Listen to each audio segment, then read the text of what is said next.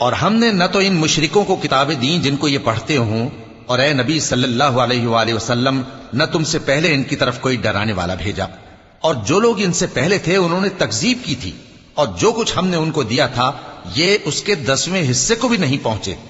پھر انہوں نے میرے پیغمبروں کو جھٹلایا، سو میرا عذاب کیسا ہوا۔ کہہ دو کہ میں تمہیں صرف ایک بات کی نصیحت کرتا ہوں کہ تم اللہ کے لیے دو دو اور اکیلے اکیلے کھڑے ہو جاؤ، پھر غور کرو تمہارے رفیق یعنی اس نبی صلی اللہ علیہ وآلہ وسلم کو کسی طرح کا جنون نہیں، یہ تو تم کو سخت عذاب کے آنے سے پہلے ڈرانے والے ہیں۔ کہہ دو کہ میں نے تم سے کچھ صلہ مانگا ہو تو وہ تمہارا، میرا صلہ اللہ ہی کے ذمے ہے اور وہ ہر چیز سے خبردار ہے۔ کہہ دو کہ میرا پروردگار اوپر سے حق ہی نازل کرتا ہے اور وہ غیب کی باتوں کا جاننے والا ہے۔ کہہ دو کہ حق آ چکا اور باطل نہ تو پہلے کچھ کر سکتا ہے اور نہ دوبارہ کچھ کرے گا۔ کہہ دو کہ اگر میں گمراہ ہوں تو میری